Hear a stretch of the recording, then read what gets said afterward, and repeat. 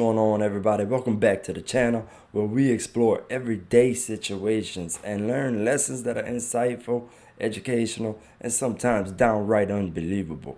In today's video, we will dive into a truly bizarre encounter involving snow, a trailer, and two neighbors that just could not keep the peace, okay? Like, for real.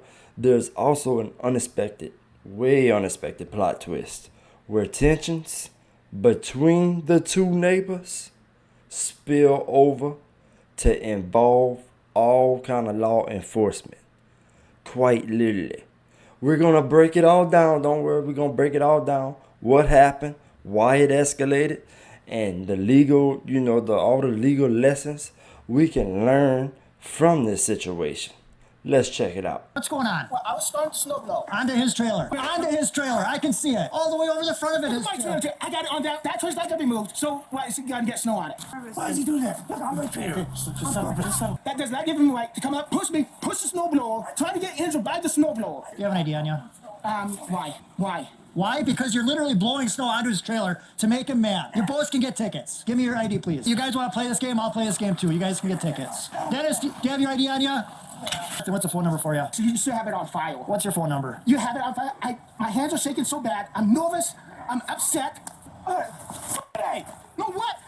I'm sick and tired of you always taking his goddamn side. I'm gonna write him a ticket too, okay? Do you want me to arrest somebody instead? Yes. Okay, I'll arrest both of you. Okay, now my phone is broken because of you. Turn around. Because of you. I saw my... You throw your phone and hit me? I threw it off the... Hit me. I talked to you this morning about plowing this trailer in, and you came and I can literally see how you blew stuff onto this trailer. Now, I'm not saying that the way Dennis responded was appropriately.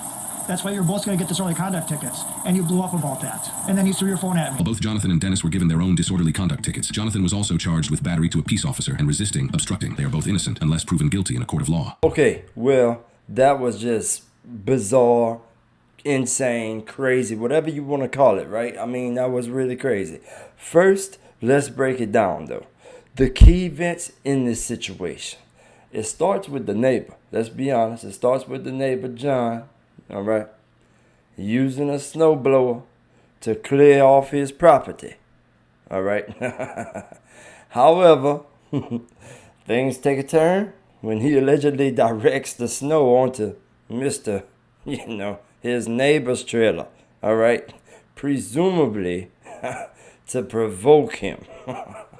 Because that's really messed up, right? You got everywhere to blow the snow off of, but yet for some reason, you decide to blow it off right on top of your neighbor's house. I mean, trailer, it ain't no house, it's a trailer. But, you get what I'm saying? How crazy is that? This act sparks a heated confrontation. The guy claims that, the trailer was bound to get snow on it anyway, while, the neighbor who has the snow on his house, on his trailer, here I go again saying house, it's a trailer. The neighbor sees it as intentional. Now, let's pause here for a second. Hold up. Even minor grievances between neighbors can escalate if handled poorly. Something as seemingly trivial as snow removal should not result in police intervention. Effective communication, perhaps a earlier conversation about property boundaries, might have prevented this conflict entirely. But unfortunately, we see that didn't happen here. When officers arrive, they assess the situation and attempt to de-escalate the conflict. However, emotions are already running high. When the officers mention giving both individuals in disorderly conduct tickets, that guy's reaction intensified, right? He became he really becomes visibly upset, leading to him throwing his phone, which strikes the officer. At this point, things go from bad to worse. This is a perfect example of how to not react during a police encounter. You get what I'm saying? Emotions can cloud judgment, but maintaining composure is crucial, and not breaking your phone and it accidentally hitting the cop.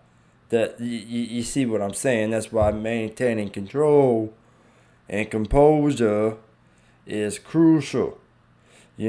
Regardless of how justified you feel about it.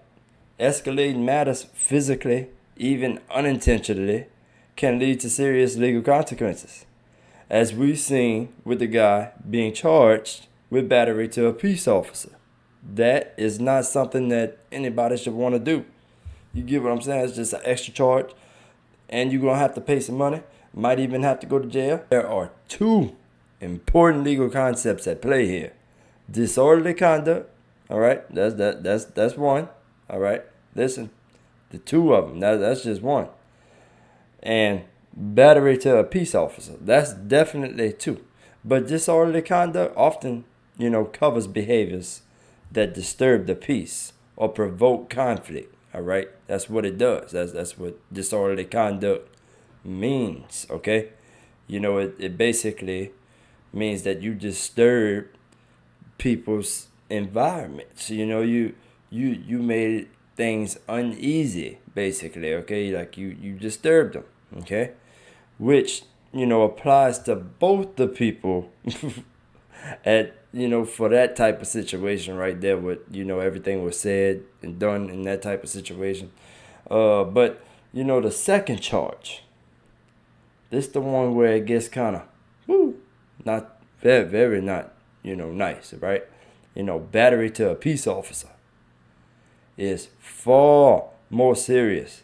Even accidental contact during a heated exchange can lead to this charge, all right? Even accidental contact, all right? This situation underscores a key lesson, though. During disputes, especially when law enforcement is involved, keeping a level-headed, being level-headed is essential. It ensures that you protect your rights without unintentionally creating bigger problems for yourself. So, what can we all learn from this? You get like snowblower saga. What can we all learn from this snowblower saga? All right. First and foremost, neighborly disputes are common, but how you handle them matters.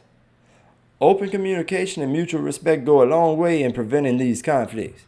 Secondly, always remain calm and cooperative whenever you interacting with police officers and stuff like that. You gotta know your rights and remain calm, collective, and cool and everything. But you also gotta know your rights, but assert them respectfully. And lastly, never let your emotions lead you to make impulsive decisions that can have really long-lasting legal consequences just because you let your emotions get the best of you in the moment. Don't let that happen. You don't want to let that happen. And what about this footage? Let me tell you about this footage. This footage serves as a reminder of how everyday disagreements can spiral way out of control. Let's strive for better communication, respect, and calmness in these type of situations. Thanks for watching this breakdown. Don't forget to like, comment, and subscribe for more content that dives deep into these real life encounters. To uncover very valuable lessons. See you next time.